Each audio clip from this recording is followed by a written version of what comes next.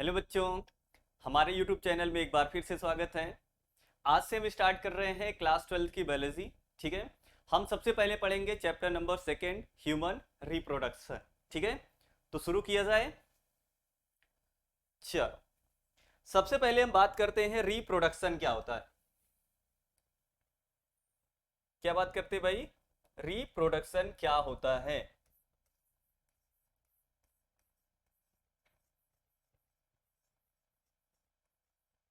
ठीक है, चलो बताओगे रिप्रोडक्शन क्या होता है। ठीक है, बात करते हैं रिप्रोडक्शन के बारे में कि आखिर रिप्रोडक्शन क्या होता है। ठीक है, रिप्रोडक्शन एक ऐसी बायोलॉजिकल प्रोसेस होती है, the biological process through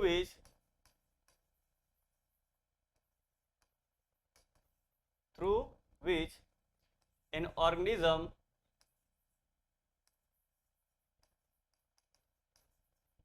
produce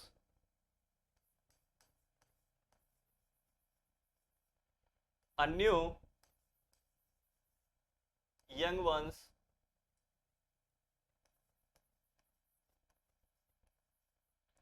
more or less more or less similar to it। ठीक है, तो रिप्रोडक्शन क्या होती है? एक ऐसी प्रोसेस जिसके दौरान कोई भी लिविंग ऑर्गेनिज्म, ठीक है, अपने ही जैसा एक नए इंडिविजुअल को प्रोड्यूस करता है, वही क्या होता है? रिप्रोडक्शन। क्या होता है? रिप्रोडक्शन। ठीक है, अब रिप्रोडक्शन कितने तरीके का होता है? मेन दो तरीके का। ठीक है, एसेक्सुअल और दूसरा कौन सा? Sexual reproduction.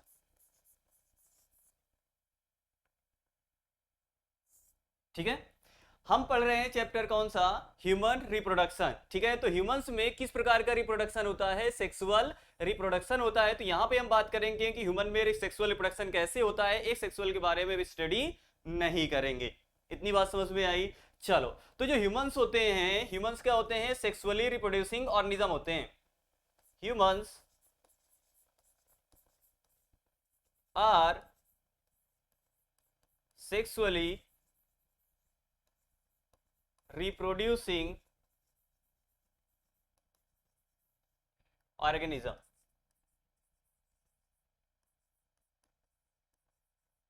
ठीक है, मतलब ह्यूमंस में कैसा रिप्रोडक्शन होता है? सेक्सुअल रिप्रोडक्शन होता है। इसके अलावा जो ह्यूमंस होते हैं ये वीवी पेरस होते हैं। क्या होते हैं? वीवी पेरस।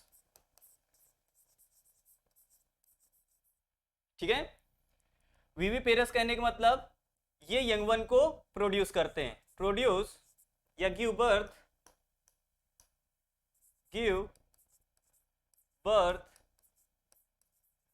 To young.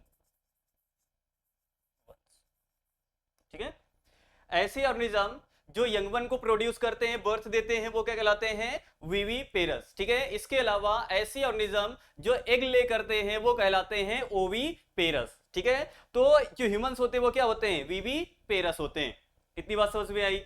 चलो नेक्स्ट बात करते हैं कि ह्यूमंस में सेक्सुअल रिप्रोडक्शन के दौरान कौन कौन से इवेंट्स होते हैं। ठीक है, जैसे ह्यूमंस जब रिप्रोडक्शन करता है तो उनमें कौन कौन से इवेंट्स होंगे। ठीक है, सबसे पहला इवेंट है gametogenesis.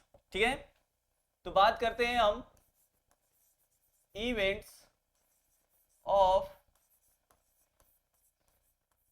Reproduction in human be. ठीक है, कौन कौन से इवेंट्स हैं? सबसे पहले हम बात करते हैं, सबसे पहला जो इवेंट होगा वो होता है गैमिटोजेनेसिस। क्या होता है? गैमिटोजेनेसिस। ठीक है, और गैमिटोजेनेसिस क्या होता है? फॉर्मेशन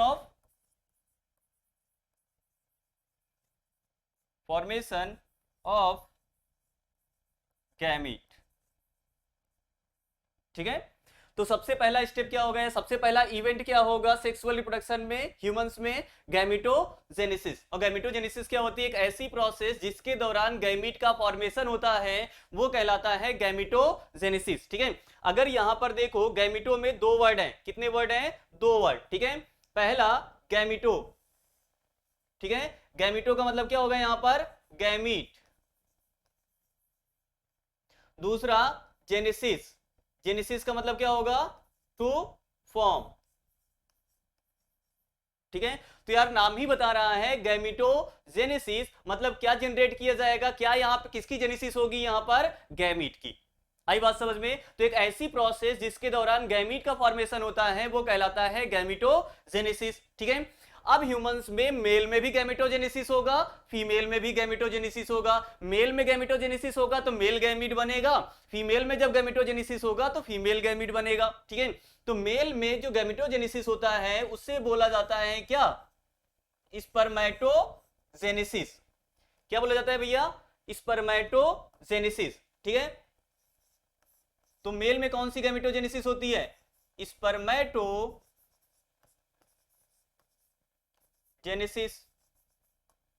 ठीक है, अब स्पर्मेटोजेनेसिस होता क्या है, फॉर्मेशन ऑफ स्पर्म। फिर से वही देखो जरा, स्पर्मेटो मतलब स्पर्म, ठीक है, जेनेसिस टू फॉर्म। ठीक है, मतलब स्पर्म का क्या होगा, फॉर्मेशन होगा, किसमें, स्पर्मेटो जेनेसिस में। चलो ठीक है भैया, दूसरा कौन सा होता है, ऊ जेनेसिस।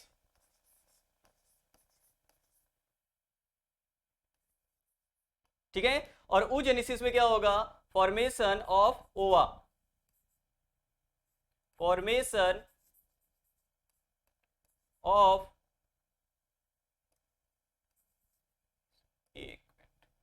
फॉर्मेशन ऑफ ओवा।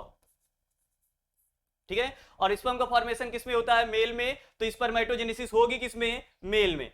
ठीक है, तो मेल में कौन सा होगा गैमेटोजेनेसिस, स्पर्मेटोजेनेसिस, और फीमेल्स में कौन सा होगा, oogenesis।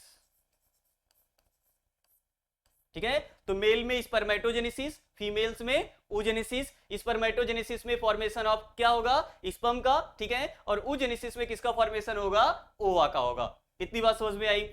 चलो, तो सबसे पहला इवेंट हो गया गैमेटोजेनेसिस, मतलब गैमीट का फॉर्मेशन हो गया। ठीक है, अब जैसे जो ओवा बनता है वो फीमेल रिप्रोडक्टिव ट्रैक्ट में होगा, जो स्पर्म बनेगा वो मेल के अंदर बनेगा, उसके रिप्रोडक्टिव ऑर्गन्स में। फीमेल का गैमीट फीमेल रिप्रोडक्टिव ऑर्गन में बनेगा, मेल का गैमीट मेल रिप्रोडक्टिव ऑर्गन में बनेगा। और जब मेल और फीमेल गैमीट का फ्यूजन होता है तभी क्या होगा, फर्टिलाइजेशन। क्या होगा, फर्टिलाइजेशन। इसका मतलब फर्टिलाइजेशन के लिए मेल और फीमेल गैमीट को क्या करना पड़ेगा, मीट करना पड़ेगा, मतलब फ्यूज करना पड़ेगा। ठीक है, इसके लिए स्पर्म को किसके पास भेजना पड़ेगा, ओवा तक भेजना पड़ेगा। ठीक है, इसका मतलब नेक्स्ट स्टेप आएगा क्या, गैमीट का ट्रांसफर। क्या होगा, गैमीट का ट्रांसफर। ठीक है, तो पहला स्टेप हो गया गैमेटोजेनेसिस, और दूसरा हो जाएगा कौन सा, transfer of gamete, transfer of gamete into female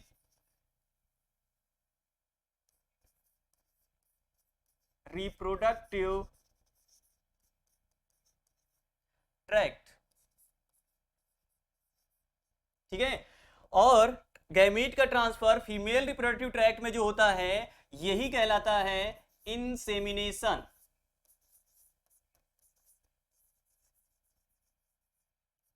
क्या कहलाता है, इंसेमिनेशन। मतलब पहला होगा गैमेटोजेनेसिस और दूसरा क्या होगा, इसके बाद इंसेमिनेशन होगा। और इंसेमिनेशन में क्या होगा, गैमीट का ट्रांसफर होगा किसमें, फीमेल रिप्रोडक्टिव ट्रैक्ट में। बेटर होगा यहां पे हम बोल दें ट्रांसफर ऑफ स्पर्म, है ना, ट्रांसफर ऑफ स्पर्म। ठीक है, इनटू फीमेल रिप्रोडक्टिव ट्रैक्ट। ठीक है, वो भी कहां पर, कहां पर, दैट इज इन वेजाइना। ठीक है, वेजाइना में क्या किया जाएगा, गैमीट का ट्रांसफर किया जाएगा। इसके बाद क्या होगा, जो स्पर्म है वो कहां पर पहुंच जाएगा, फैलोपियन ट्यूब, और वहां पे क्या होगा, फर्टिलाइजेशन, जिसके बारे में आगे पढ़ेंगे। ठीक है, चलो, तो पहला हो गया गैमेटोजेनेसिस, इसके बाद गैमीट का फॉर्मेशन हो गया, गैमीट का इसके बाद क्या हो गया, ट्रांसफर हो गया। अब इसके बाद नेक्स्ट स्टेप होगा क्या, फर्टिलाइजेशन। क्या होगा नेक्स्ट स्टेप, फर्टिलाइजेशन।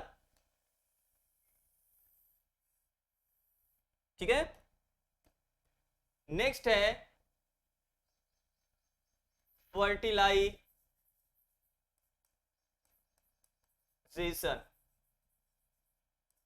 क्योंकि गैमीट बन गया, गैमीट का ट्रांसफर हो गया। अब मेल और फीमेल गैमीट एक दूसरे से क्या करेंगे, फ्यूज करेंगे, और वही क्या कहलाता है, फर्टिलाइजेशन कहलाता है। ठीक है, तो फर्टिलाइजेशन में क्या होगा, fusion of male gamete with female gamete,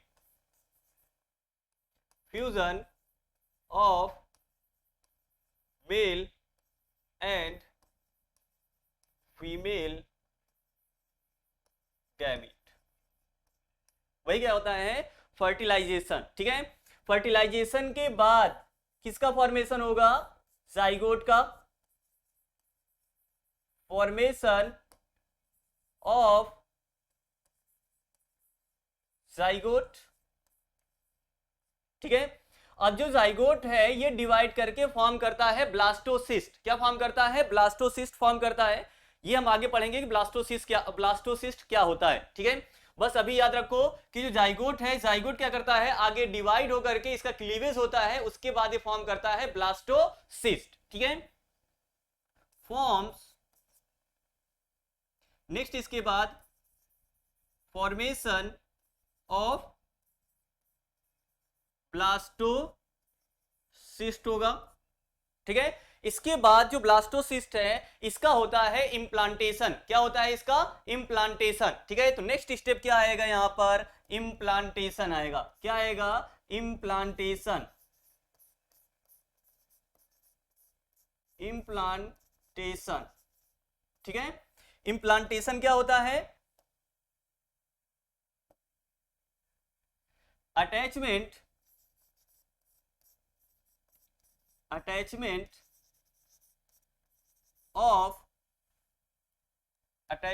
of blastocyst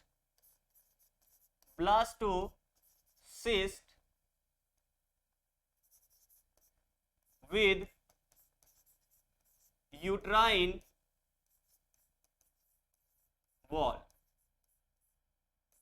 ठीक है, ब्लास्टोसिस्ट का यूट्राइन वॉल से क्या होता है, जो अटैचमेंट होता है वही क्या कहलाता है, इम्प्लांटेशन। क्या कहलाता है, इम्प्लांटेशन। ठीक है, अब इम्प्लांटेशन के बाद क्या होगा, एम्ब्रियो का डेवलपमेंट होगा। क्या होगा, एम्ब्रियो का डेवलपमेंट होगा। ठीक है, और ये कहलाएगा गैस्टेशन। क्या कहलाएगा, गैस्टेशन, मतलब नेक्स्ट स्टेप है गैस्टेशन। और गैस्टेशन क्या होता है, embryonic development, embryonic development.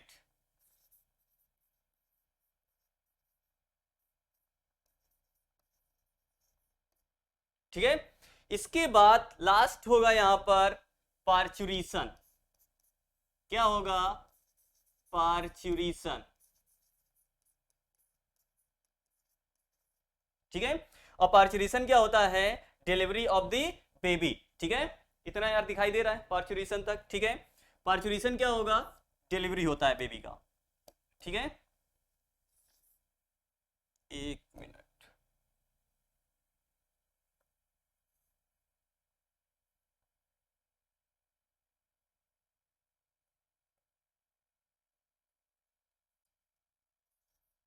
Delivery. ठीक है, इतना समझ जाना, जगह नहीं यार। तो देखो सबसे पहला स्टेप क्या होगा, गैमेटोजेनेसिस, देन इसके बाद क्या होगा, इंसेमिनेशन, फिर फर्टिलाइजेशन, फिर उसके बाद implantation, then gestation, then parturition. Parturition के बाद एक और है यार, जगह नहीं यहां पे, यहां पर लिख दे। पार्चुरेशन के बाद नेक्स्ट होगा लैक्टेशन। क्या होगा, लैक्टेशन। ठीक है, और लैक्टेशन क्या होता है भैया, फॉर्मेशन ऑफ मिल्क, या सिक्रीशन बोल सकते हैं।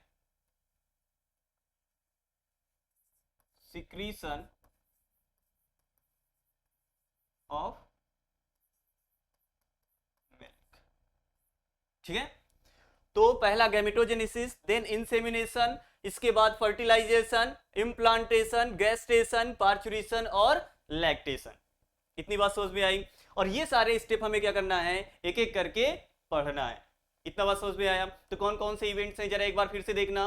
गैमेटोजेनेसिस हो गया, गैमीट का फॉर्मेशन, मेल में स्पर्मेटोजेनेसिस, फीमेल में oogenesis। इसके बाद क्या होगा, जो स्पर्म है उसका ट्रांसफर होगा फीमेल रिप्रोडक्टिव ट्रैक्ट में, ये होगा इंसेमिनेशन।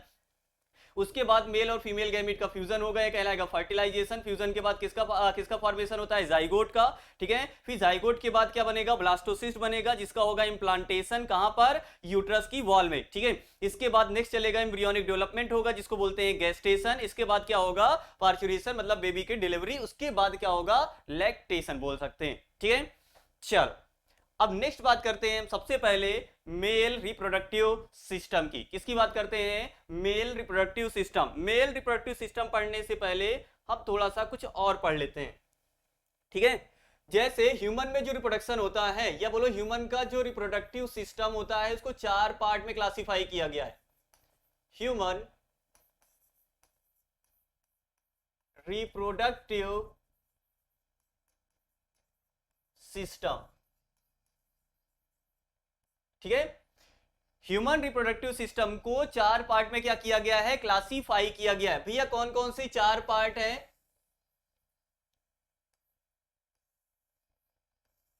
देखना जरा कौन कौन से हैं। सबसे पहला है primary sex organ, primary sex organ. ठीक है, दूसरा है एसेसरी डक्ट,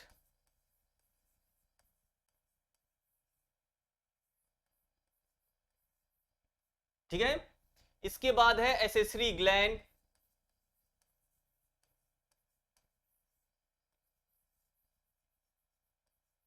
और लास्ट है एक्सटर्नल जेनिटेलिया।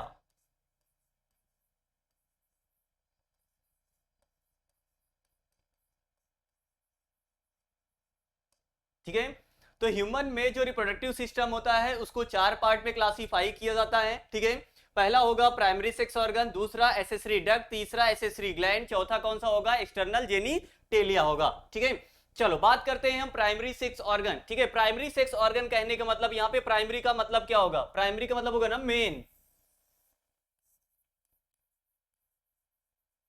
ठीक है, मतलब मुख्य। ठीक है, और मेन कहने का मतलब कि जहां पर गैमीट का फॉर्मेशन होगा। ठीक है, तो जो प्राइमरी सेक्स ऑर्गन होता है, यहां पे क्या होगा, फॉर्मेशन ऑफ गैमीट, पहला काम। दूसरा, फॉर्मेशन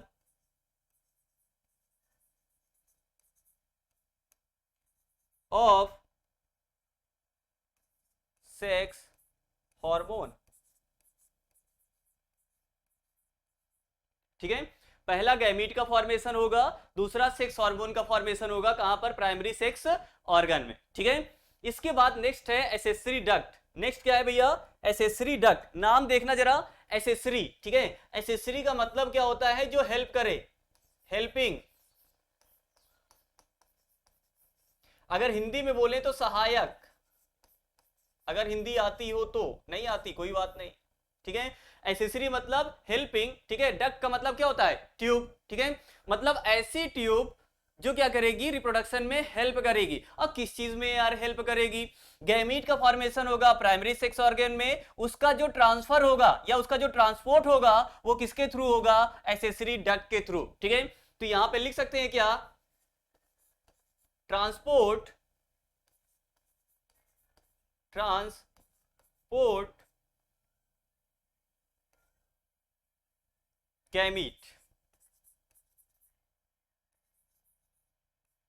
ठीक है, फ्रॉम प्राइमरी सेक्स ऑर्गन। ठीक है, प्राइमरी सेक्स ऑर्गन में जो गैमीट बन रहा है उसका ट्रांसपोर्ट कौन करेगा? Accessory duct. भैया डक्ट है ट्यूब, और ट्यूब कुछ ना कुछ क्या करेगी? ट्रांसपोर्ट करेगी। ठीक है, चलो नेक्स्ट है एसेसरी ग्लैंड। ठीक है, फिर वही एसेसरी का मतलब क्या होगा? हेल्पिंग। और ग्लैंड क्या होती है वो सुनना। ग्लैंड क्या होती है पहले ये सुनो सिंपल में। ठीक है, सेल या सेल का ग्रुप, सेल या सेल का ग्रुप जो कोई ना कोई केमिकल सिक्रीट करे वो कहलाती है ग्लैंड। फिर से एक बार सुनना, सेल या सेल का ग्रुप जो कुछ केमिकल सिक्रीट करें वो ग्लैंड कहलाती है। ठीक है, अब यहां पे देखना एसेसरी ग्लैंड। अब आपको तो ये पता चलता है भैया ग्लैंड है तो कुछ केमिकल जरूर सिक्रीट करेगी। अब नाम क्या है? Accessory gland. ठीक है, मतलब जो क्या करेगी? रिप्रोडक्शन में हेल्प करेगी। ठीक है, तो यहां पे लिख ले क्या हम? Secretes some chemicals which helps in reproduction। ठीक है, तो एसेसरी ग्लैंड क्या करेंगी? कुछ केमिकल सिक्रीट करेंगी जो रिप्रोडक्शन में क्या करेंगी?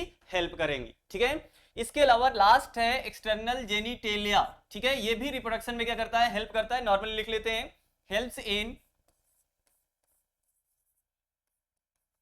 इन रिप्रोडक्शन। बस इतना काफी है। ठीक है, चलो तो ह्यूमन रिप्रोडक्टिव सिस्टम 4 पार्ट में classify: primary sex organ, accessory duct, accessory gland और एक्सटर्नल जेनिटेलिया। ठीक है, प्राइमरी सेक्स ऑर्गन के 2 काम मेनली हम पढ़ेंगे। पहला फॉर्मेशन ऑफ गैमीट, दूसरा फॉर्मेशन ऑफ सेक्स हार्मोन। फिर एसेसरी डक्ट का काम क्या होगा? गैमीट का ट्रांसफर करना, कहां से? प्राइमरी सेक्स ऑर्गन से। एसेसरी ग्लैंड, ग्लैंड है कुछ केमिकल सिक्रीट करेगी जो रिप्रोडक्शन में हेल्प करेगी। इसके अलावा एक्सटर्नल जेनिटेलिया, ये भी रिप्रोडक्शन में क्या करेगा? हेल्प करेगा। जैसे मेल में अगर बात करें एक्सटर्नल जेनिटेलिया में तो पेनिस। ठीक है, इसके अलावा अगर फीमेल में बात करें तो जैसे हाइमेन हो गया, मॉन्स पीबिस हो गया, और क्या बोलते हैं लेबिया मेजोरा हो गया, लेबिया माइनोरा हो गया, क्लाइटोरिस वगैरह हो गया। ये सब हम पढ़ेंगे आगे जब हम पढ़ेंगे फीमेल रिप्रोडक्टिव सिस्टम। इतनी बात समझ में आई? चलो सबसे पहले हम बात करते हैं अभी कौन सा? Male reproductive system. क्या पढ़ते हैं भैया? Male reproductive system. ठीक है, चल अब देखो यार, यहां पर हम पीछे बता के आ रहे हैं कि ह्यूमन में चाहे मेल में हो चाहे फीमेल में रिप्रोडक्टिव सिस्टम को 4 पार्ट में क्लासिफाई किया गया। पहला प्राइमरी सेक्स ऑर्गन, दूसरा एसेसरी डक्ट, तीसरा एसेसरी ग्लैंड, चौथा एक्सटर्नल जेनिटेलिया। ठीक है, अब हम यहां पे बात कर लेते हैं कि मेल में प्राइमरी सेक्स ऑर्गन कौन सा होता है। तो मेल में जो है प्राइमरी सेक्स ऑर्गन ये होता है क्या? टेस्टिस। एसेसरी डक्ट कौन कौन सी होती है? तो रेटी टेस्टिस,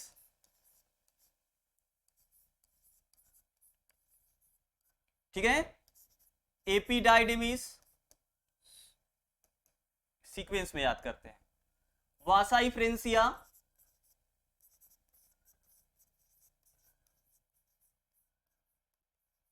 ठीक है, फिर इसके बाद एपिडाइडिमिस,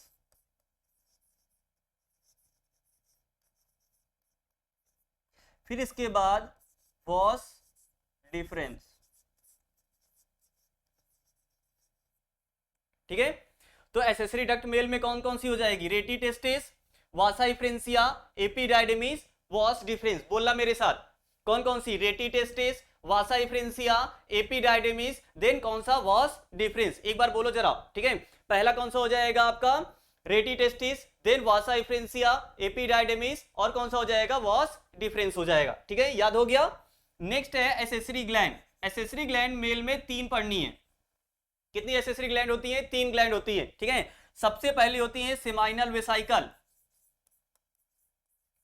कौन सी? Seminal vesicle. ठीक है, इसके बाद नेक्स्ट है प्रोस्टेट ग्लैंड। प्रोस्टेट ग्लैंड, ठीक है, नेक्स्ट है बल्बोयूरेथ्रल ग्लैंड।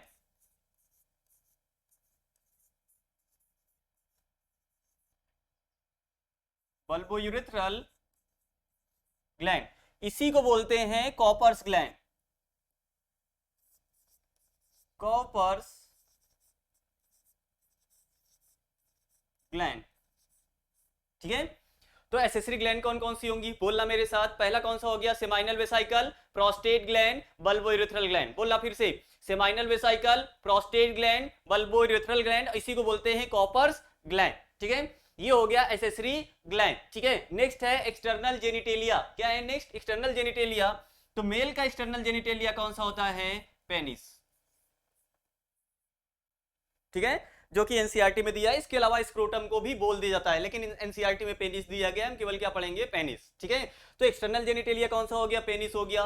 तो मेल रिप्रोडक्टिव सिस्टम भी 4 पार्ट में classify, primary sex organ, accessory duct, accessory gland, external genitalia. Male का प्राइमरी सेक्स ऑर्गन होगा टेस्टिस, मेल का एसेसरी डक्ट होगा rete testis, vasa efferentia, epididymis, vas deferens. Male accessory gland होगा seminal vesicle, prostate gland. इसके अलावा कौन सा हो जाएगा, बल्बोइरेथ्रल ग्लैंड, इसी को बोला जाता है कॉपर्स ग्लैंड, ठीक है। इसके अलावा एक्सटर्नल जेनिटेलिया कौन सा हो जाएगा, पेनिस, ठीक है। अब हम एक एक करके सबके बारे में हम स्टडी करेंगे। सबसे पहले हम बात करते हैं प्राइमरी सेक्स ऑर्गन की, वो भी कौन सा, टेस्टिस, ठीक है। तो नेक्स्ट टॉपिक है हमारा टेस्टिस, ठीक है। चल, तो भैया टेस्टिस होता क्या है, मेल प्राइमरी सेक्स ऑर्गन, ठीक है। टेस्टिस क्या होता है, मेल का प्राइमरी सेक्स ऑर्गन होता है, अभी पीछे पढ़ के आ रहे हैं, ठीक है। चलो भैया, शेप कैसा होता है इसका, ओवल शेप होता है, ओवल इन शेप, देख सकते हो आप, ठीक है। जो टेस्टिस है इसका शेप कैसा है, ओवल शेप का होता है, ठीक है। चलो, अगर हम बात करें टेस्टिस के लेंथ की, ये अगर टेस्टिस के लेंथ की बात करें हम, तो कितना होगा, 4 से 5 सेंटीमीटर, 4 to 5 सेंटीमीटर, ठीक है। तो टेस्टिस की लेंथ कितनी होती है, 4 से 5 सेंटीमीटर, ठीक है। तो लेंथ कितनी है, और पहले विड्थ की भी बात कर लें, इसकी लंबाई कितनी होती है, 4 से 5 सेंटीमीटर। इसकी चौड़ाई कितनी होती है, अगर विड्थ की बात करें तो 2 से 3 सेंटीमीटर, 2 to 3 सेंटीमीटर, ठीक है। तो टेस्टिस की जो विड्थ होती है वो 2 से 3 सेंटीमीटर, जो लेंथ होती है वो 4 से 5 सेंटीमीटर, ठीक है। तो लेंथ कितनी है बताना जरा, लेंथ होगी टेस्टिस की 4 to 5 सेंटीमीटर। इसके अलावा विड्थ होगी कितनी, 2 to 3 सेंटीमीटर। याद कैसे रखना, 2 से 3 4 से 5, 2 से 3 4 से 5, 2 से 3 4 से 5। जो कम होगा वो चौड़ाई होगी, जो ज्यादा होगा वो लंबाई होगी, लंबाई ज्यादा वाला, चौड़ाई कम वाला। 2 से 3 4 से 5 ऐसे याद रखोगी, याद रहेगा, किसमें रहेगा, सेंटीमीटर में, ठीक है। चलो, इसके बाद बात करते हैं जो टेस्टिस होता है, ठीक है, ये प्लेस होता है एब्डोमेन से बाहर। जो टेस्टिस है इसको एब्डोमेन से बाहर प्लेस किया गया है, ठीक है। भैया एब्डोमेन क्या होता है, जैसे अगर हम बात करें हमारी ये जो बॉडी है, ठीक है, ये 2 पार्ट में डिवाइडेड है। ऊपर वाला जो है ये थोरैसिक रीजन होता है, जो नीचे वाला होता है ये एब्डोमेन रीजन होता है। कौन सा होता है, एब्डोमेन, ऊपर थोरैसिक, नीचे एब्डोमेन। इतनी बात समझ में आई, ठीक है। तो इसको एब्डोमेन से कहां प्लेस किया गया है, बाहर प्लेस किया गया है, ठीक है। तो जो टेस्टिस होता है ये एब्डोमेन से बाहर प्लेस है। भैया एब्डोमेन से बाहर प्लेस है तो क्या इसे हम ये बोल सकते हैं क्या कि ये एक्स्ट्रा एब्डोमिनल होता है, क्या होता है, एक्स्ट्रा एब्डोमिनल, ठीक है। तो देखना, प्लेस्ड आउटसाइड द एब्डोमेन, ठीक है। अगर एब्डोमेन से बाहर प्लेस किया गया है तो इसे हम ये बोल सकते हैं कि ये एक्स्ट्रा एब्डोमिनल होता है, एक्स्ट्रा एब्डोमिनल, ठीक है। अब किसमें प्लेस किया गया है, एक पाउच लाइक स्ट्रक्चर में, ठीक है। तो placed outside the abdomen in a pouch या sac like structure called scrotum called scrotum. ठीक है, तो जो टेस्टिस है इसको एब्डोमेन से बाहर एक पाउच लाइक स्ट्रक्चर में रखा गया है जिसका नाम क्या है, स्क्रोटम। क्या होता है, स्क्रोटम होता है। इतनी बात समझ में आई। अब भैया इसको स्क्रोटम में क्यों रखा गया, ठीक है, जो टेस्टिस है इसको स्क्रोटम में क्यों रखा गया है, रीजन, ठीक है, रीजन बताओ भैया। एब्डोमेन में क्यों नहीं रखा गया, ये तो बहुत डेलिकेट होता है। जो टेस्टिस है वो क्या होता है, बहुत डेलिकेट होता है, तो इसको तो एब्डोमेन में रखना चाहिए, वहां पे प्रोटेक्शन इसको ज्यादा मिलेगी इन कंपैरिजन टू आउटसाइड। ठीक है, लेकिन जो टेस्टिस होता है इसको स्पर्मेटोजेनेसिस प्रोसेस के लिए बॉडी से 2 से 2.5 डिग्री सेल्सियस कम टेम्परेचर की जरूरत होती है। फिर से सुनना, टेस्टिस को स्पर्मेटोजेनेसिस प्रोसेस के लिए, अब स्पर्मेटोजेनेसिस अभी पढ़ाए थे हम कि स्पर्म फॉर्मेशन की जो प्रोसेस होती है मेल में वही कहलाती है स्पर्मेटोजेनेसिस। ठीक है, मतलब स्पर्म फॉर्मेशन के लिए टेस्टिस को बॉडी से 2 से 2.5 डिग्री सेल्सियस कम टेम्परेचर की जरूरत होगी। अगर टेस्टिस को एब्डोमेन में रखा जाएगा तो जितना टेम्परेचर बॉडी का होगा नियर अबाउट उतना ही टेम्परेचर किसका हो जाएगा, टेस्टिस का हो जाएगा। तो क्या जो टेस्टिस है वो स्पर्मेटोजेनेसिस कर पाएगा, क्या स्पर्मेटोजेनेसिस नहीं कर पाएगा। अगर स्पर्मेटोजेनेसिस होगी नहीं तो जो मेल होगा वो क्या होगा, इनफर्टाइल होगा। इतनी बात समझ में आई। तो भैया टेस्टिस को एब्डोमेन में क्यों, एब्डोमेन से बाहर स्क्रोटम में क्यों रखा गया है, ताकि टेस्टिस का टेम्परेचर बॉडी से 2 से 2.5 डिग्री सेल्सियस कम मेंटेन किया जा सके। ठीक है, जो कि रिक्वायर्ड होता है किसके लिए, स्पर्मेटोजेनेसिस के लिए। ठीक है, तो यहां पे लिख सकते हैं क्या, to maintain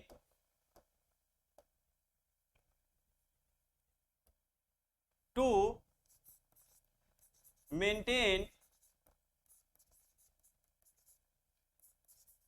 the temperature of testis 2 to 2.5 degree Celsius less than the body temperature, which is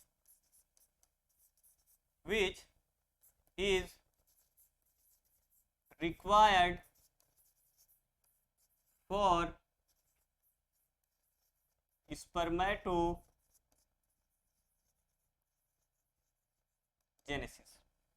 इतना समझ में आया।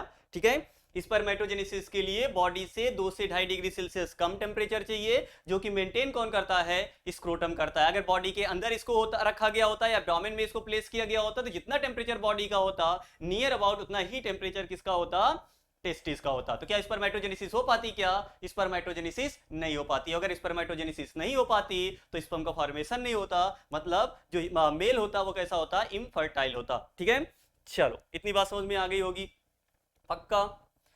चलो अब बात करते हैं, जो टेस्टिस है ये 3 लेयर से कवर्ड होता है। कितने लेयर से कवर्ड होता है, 3 लेयर। ठीक है, टेस्टिस जो होता है ये 3 लेयर इसमें पाई जाती हैं। ठीक है, तो बात कर लेते हैं लेयर्स ऑफ टेस्टिस। ठीक है, वैसे तो एनसीईआरटी में नहीं दिया गया है, लेयर्स ऑफ, अलग से देख लेते हैं।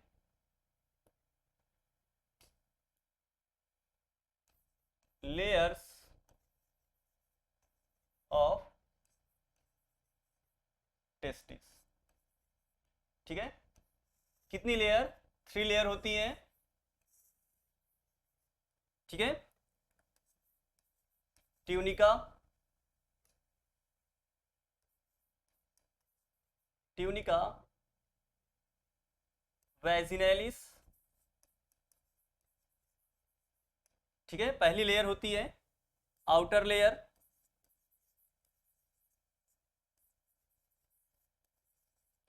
ठीक है, फिर इसके बाद होती है ट्यूनिका एल्बुजिनिया,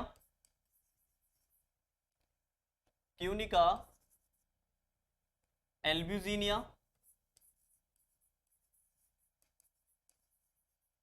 ठीक है, ये मिडिल लेयर होती है,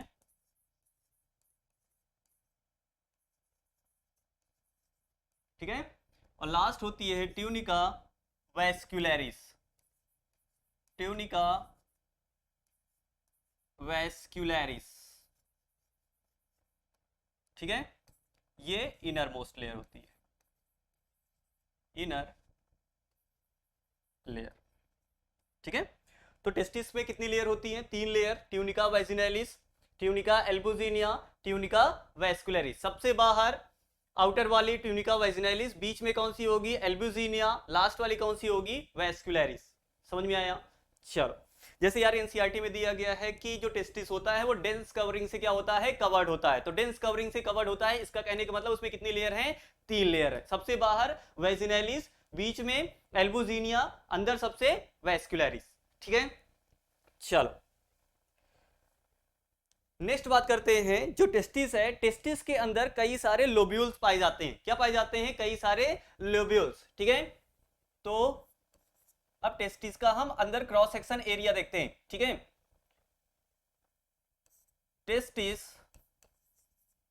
टेस्टिस के अंदर क्या पाए जाते हैं? कई सारे लोब्यूल्स पाए जाते हैं, जिनको बोलते हैं टेस्टिकुलर लोब्यूल्स।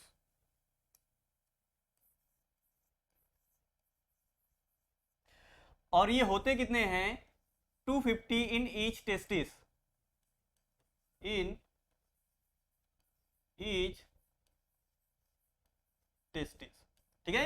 हर टेस्टिस में कितने टेस्टिकुलर लोब्यूल्स होते हैं? 250 होते हैं, ठीक है। इसके बाद जो टेस्टिकुलर लोब्यूल्स होते हैं, हर टेस्टिकुलर लोब्यूल्स में 1 से 3 हाईली क्वाइल्ड ट्यूब्यूल पाए जाएंगे। क्या पाए जाएंगे? हर टेस्टिकुलर लोब्यूल्स में 1 से 3 हाईली क्वाइल्ड ट्यूब्यूल पाए जाते हैं। क्या पाए जाते हैं? ट्यूब्यूल पाए जाते हैं, जो क्या होंगे? हाईली क्वाइल्ड होंगे। उनका नाम क्या होगा? Seminiferous tubule,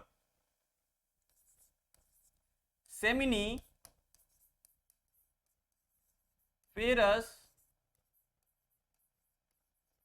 tubule. ये होंगे कितने? 1 से 3, 1 से 3 इनके नंबर होंगे, ठीक है। और ये होते क्या है? Highly coiled tubule, highly coiled tubule, ठीक है। और हर सेमनीफेरस ट्यूब्यूल में 2 प्रकार की सेल पाई जाती हैं। जो सेमनीफेरस ट्यूब्यूल होगा उसके अंदर 2 टाइप्स की सेल होंगी, ठीक है। फिर से देखना, सबसे पहले टेस्टिस, टेस्टिस के अंदर क्या हुए? छोटे छोटे लोब्यूल्स हैं, जिनको क्या बोला गया? Testicular lobule. हर लोब्यूल में कितने हैं? 250 होते हैं, ठीक है। क्या? लोब्यूल्स, ठीक है। मतलब हर टेस्टिस में 250 क्या होते हैं? टेस्टिकुलर लोब्यूल्स होते हैं। और हर लोब्यूल के अंदर हाईली क्वाइल्ड ट्यूब्यूल्स होते हैं, जिनको बोला जाता है सेमनीफेरस ट्यूब्यूल। शॉर्ट में इनको एसएफटी भी बोल देते हैं, एसएफटी, सेमनीफेरस ट्यूब्यूल। होते कितने हैं? 1 से 3 हो सकते हैं, ठीक है। अब यार जो सेमनीफेरस ट्यूब्यूल्स होते हैं, इनके अंदर 2 प्रकार की सेल होती हैं। सेमनीफेरस ट्यूब्यूल के अंदर 2 प्रकार की सेल होंगी, ठीक है। पहला होता है male germ cell, male germ cell, ठीक है। इन्हीं को बोला जाता है स्पर्मेटोगोनिया, स्पर्मेटोगोनिया, ठीक है। दूसरा है सर्टोली सेल। कौन सी? Sertoli cell. इन्हीं को बोला जाता है नर्स सेल। क्या बोलते हैं? नर्स सेल, ठीक है। तो सेमनीफेरस ट्यूब्यूल के अंदर 2 प्रकार की सेल होंगी। पहला होगा मेल जर्म सेल, जिसको बोलते हैं स्पर्मेटोगोनिया, ठीक है। दूसरा होगा सर्टोली सेल, जिसको बोलते हैं नर्स सेल, ठीक है। अब देखना, चलो, जो मेल जर्म सेल होगी, इससे क्या फॉर्म होगा? स्पर्म, ठीक है। Forms sperm after meiosis. जो स्पर्मेटोगोनिया होंगी, इन्हीं से क्या बनेगा? स्पर्म बनेगा मियोसिस के बाद। स्पर्मेटोगोनिया में मियोसिस होगी, तो इसी से किसका फॉर्मेशन होगा? स्पर्म का, ठीक है। अब सर्टोली सेल का क्या काम होगा भैया, सर्टोली सेल का बता दीजिए काम, ठीक है। तो देखो जरा, सर्टोली सेल जो होंगी ये नरिशमेंट देंगी, यहां पर लिख दें, गिव्स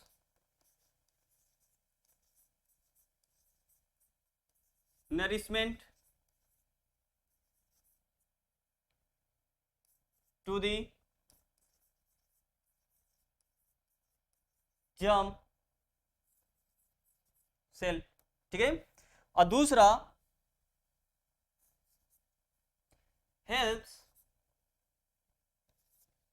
या releases some factor, releases some factor which helps in spermiogenesis, ठीक है। सर्टोली सेल के दो काम याद रखने हैं, पहला ये क्या करता है, मेल जर्म सेल जो होता है उसको नरिशमेंट देता है, या बोलो जो स्पर्म होता है उसको नरिशमेंट देता है, ठीक है। दूसरा क्या करता है, ये कुछ फैक्टर रिलीज करता है, ठीक है। जो सर्टोली सेल्स हैं कुछ फैक्टर रिलीज करती हैं जो स्पर्मियोजेनेसिस में क्या करेंगी, हेल्प करेंगी। स्पर्मेटो नहीं है, स्पर्मियोजेनेसिस है। क्या है, स्पर्मियोजेनेसिस। भैया स्पर्मियोजेनेसिस क्या होती है ये हम आगे पढ़ेंगे, ठीक है। जब हम स्पर्म का फॉर्मेशन देखेंगे, जब हम स्पर्मेटोजेनेसिस प्रोसेस पढ़ेंगे, तो वहीं पर स्पर्मेटोजेनेसिस के अंदर ही आता है क्या, स्पर्मियोजेनेसिस। कितनी बात समझ में आई। बस अभी याद कर लो कि जो सर्टोली सेल्स होती हैं कुछ फैक्टर रिलीज करती हैं जो स्पर्मियोजेनेसिस में क्या करेंगी, हेल्प करती हैं। किसमें हेल्प करती हैं, स्पर्मियोजेनेसिस में। कितनी बात समझ में आई। चलो, तो टेस्टिस के अंदर छोटे छोटे लोब्यूल्स, जिनको क्या बोलते हैं, टेस्टिकुलर लोब्यूल्स, हर टेस्टिस में 250 होते हैं, ठीक है। और उन टेस्टिकुलर लोब्यूल्स के अंदर 1 से 3 क्या पाए जाते हैं, हाईली कॉइल्ड ट्यूब्यूल पाए जाते हैं, जिनको बोलते हैं सेमनीफेरस ट्यूब्यूल। सेमनीफेरस ट्यूब्यूल में दो प्रकार की सेल, मेल जर्म सेल, उन्हीं को स्पर्मेटोगोनिया, दूसरी सर्टोली सेल जिनको बोलते हैं नर्स सेल। स्पर्मेटोगोनिया में जब मियोसिस होगी तो किसका फॉर्मेशन होगा, स्पर्म का।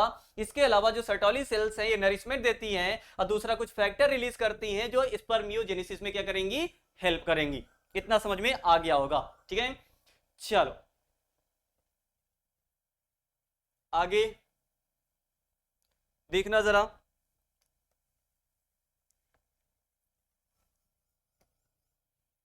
चल,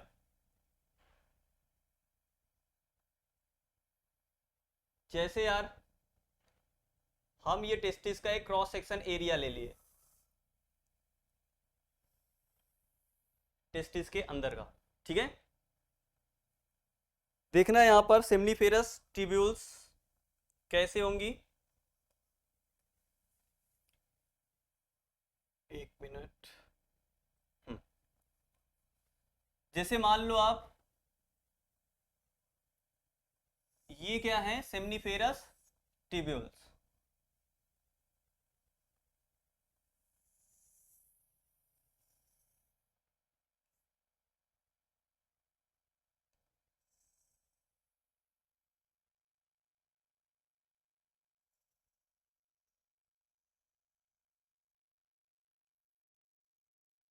ठीक है।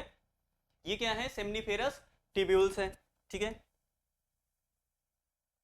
अब सेमनीफेरस ट्यूब्यूल के अंदर आपने पढ़ा है, सेमनीफेरस ट्यूब्यूल के अंदर दो प्रकार की सेल पाई जाती हैं, पहला स्पर्मेटोगोनिया, दूसरी कौन सी पाई जाती है, सर्टोली सेल। ये तो कौन सी होगी, ये क्या हो गई, एसएफटी हो गई। लिख दे एसएफटी, समझ जाओगे ना, एसएफटी सेमनीफेरस ट्यूब्यूल, एसएफटी।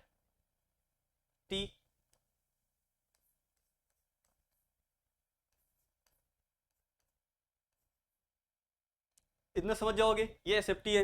अब एसएफटी के अंदर दो प्रकार की सेल है, एक में बना देते हैं, समझ जाना सभी में ऐसे ही होंगी।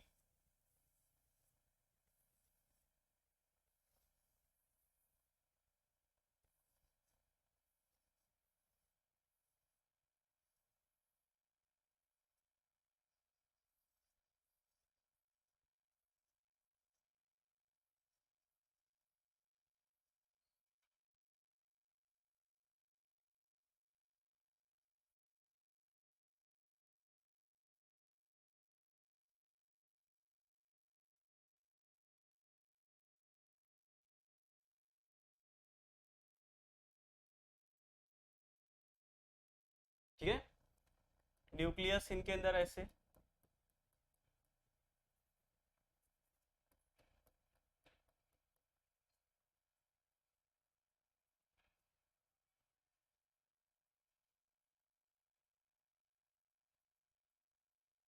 ठीक है, ये क्या हो गया, एसएफटी हो गया एक। ठीक है, अब यहां पर देखते हो देख सकते हो आप दो प्रकार की सेल पाई जा रही हैं। ठीक है, जैसे कौन कौन सी है, एक तो ये वाली हो गई स्पर्मेटोगोनिया,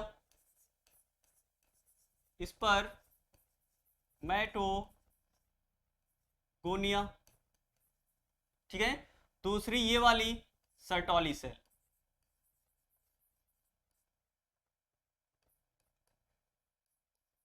ठीक है, इन्हीं को बोलते हैं नर्स सेल।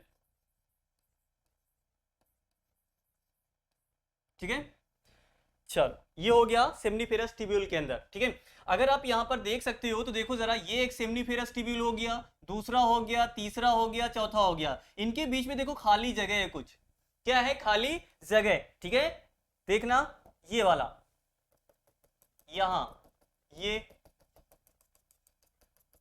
ये जो खाली जगह है इसको बोला जाता है इंटरस्टिशियल स्पेस।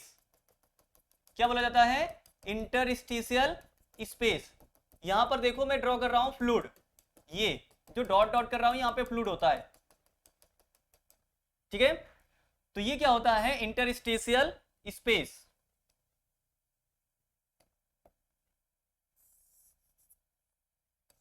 इंटरस्टिशियल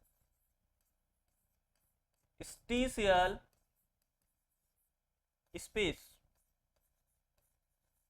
ठीक है, इसमें जो फ्लूइड होगा वो होगा इंटरस्टिशियल फ्लूइड।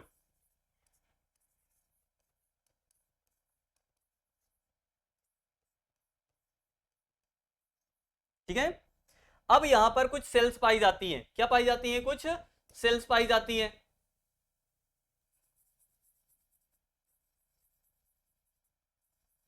ऐसे।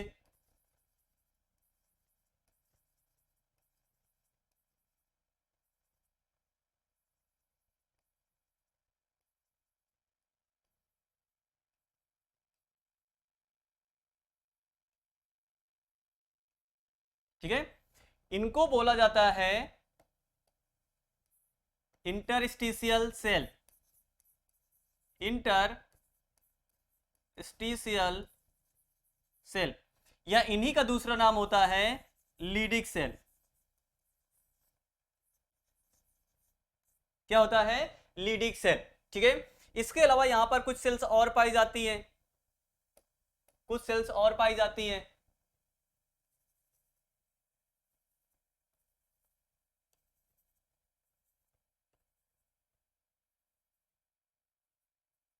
इनको बोल सकते हैं immuno competent cell.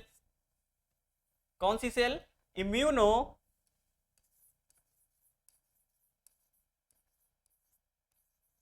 Competent cells. ठीक है, तो देखना जरा, ये एसेप्टी है सेमनीफेरस ट्यूब्यूल, इसके अंदर दो प्रकार की सेल, स्पर्मेटोगोनिया और सर्टोली सेल। एसेप्टीज के बीच में, ठीक है, जो एसेप्टीज होती है, कई सारी एसेप्टीज के बीच में जो स्पेस होती है वो कहलाता है क्या, इंटरस्टिशियल स्पेस। उसमें जो सेल होती है वो कहलाती है इंटरस्टिशियल सेल, या उन्हीं को बोलते हैं हम कौन सी सेल, लीडिक सेल। उसमें जो फ्लूइड होता है वो कहलाता है इंटरस्टिशियल फ्लूइड। ठीक है, इसके अलावा यहाँ पे कुछ और भी सेल्स पाई जाती हैं जिन्हें बोलते हैं इम्यूनो कंपीटेंट सेल। ठीक है, इतनी बात समझ में आई। अब यहां पर जो लीडिक सेल होती है, क्या होती है, लीडिक सेल। ठीक है, लीडिक सेल पे जब ल्यूटिनाइजिंग हार्मोन वर्क करते हैं तो लीडिक सेल, ठीक है, लीडिक सेल पे जब ल्यूटिनाइजिंग हार्मोन, ठीक है, कौन से हार्मोन, ल्यूटिनाइजिंग हार्मोन, ठीक है, ल्यूटिनाइजिंग ल्यूटिनाइजिंग हार्मोन जब इस पे वर्क करेंगे तो इसी से फॉर्म होता है टेस्टोस्टेरोन। टेस्टोस्टेरोन, ठीक है, टेस्टोस्टेरोन, ठीक है, एंड्रोजन, एंड्रोजन भी बोलते हैं, ठीक है।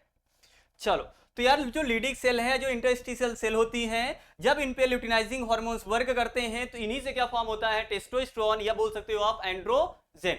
इतनी बात समझ में आई। तो टेस्टोस्टेरोन का फॉर्मेशन कौन करता है, लीडिंग सेल, ठीक है। कौन वहां पे हेल्प करता है, ठीक है, कौन उसके मैच्योरेशन में हेल्प करता है, ल्यूटिनाइजिंग हार्मोन, जिसको शॉर्ट में एलएच बोलते हो आप, शॉर्ट में क्या बोलते हैं, एलएच, क्लास 11th में था, ठीक है, एलएच, ल्यूटिनाइजिंग हार्मोन, ठीक है। याद आया इतना। चलो, ये हो गया हमारा किसके बारे में, टेस्टिस के बारे में। ये इतना हमें किसके बारे में पढ़ना था, टेस्टिस के बारे में, ठीक है।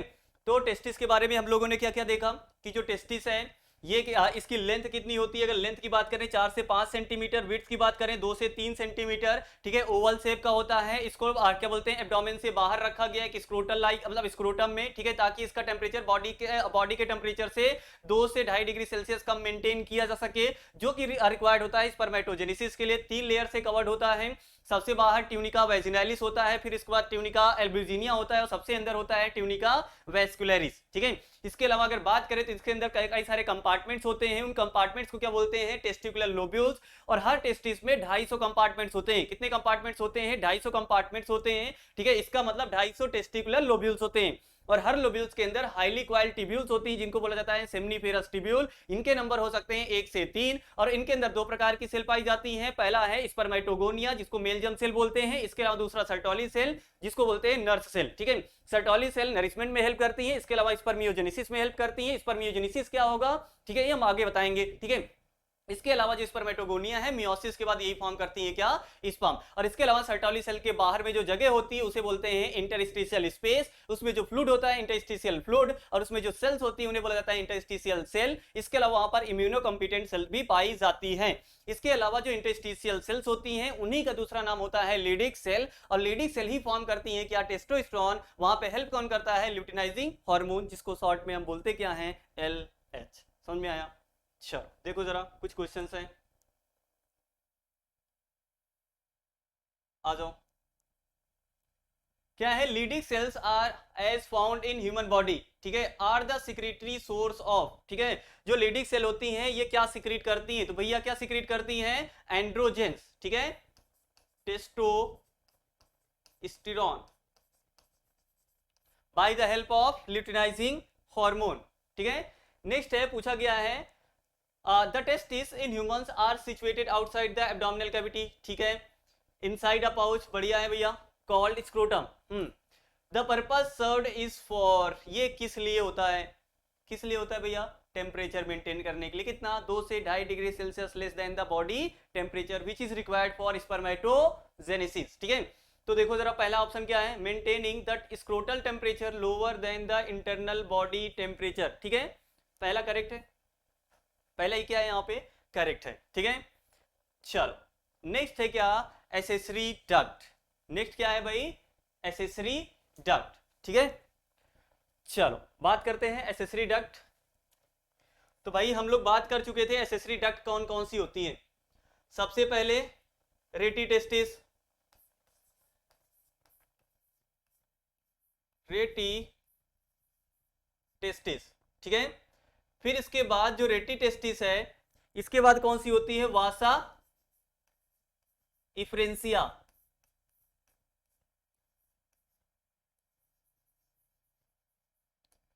वासा इफ्रेंसिया के बाद एपिडाइडमिस,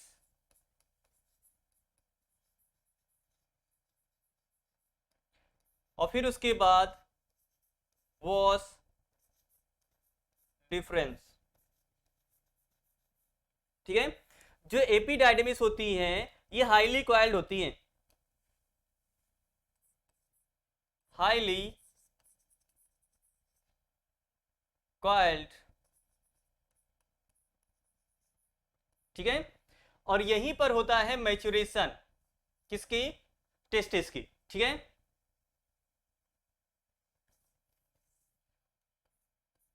तो बोल सकते हैं मैच्योरेशन ऑफ स्पर्म, टेस्टिस नहीं सॉरी स्पर्म, ठीक है, मैच्योरेशन ऑफ स्पर्म टेक्स, ठीक है। इसके अलावा स्पर्म यहीं पर क्या गेन करता है, मोबिलिटी, ठीक है, मोबिलिटी ऑफ स्पर्म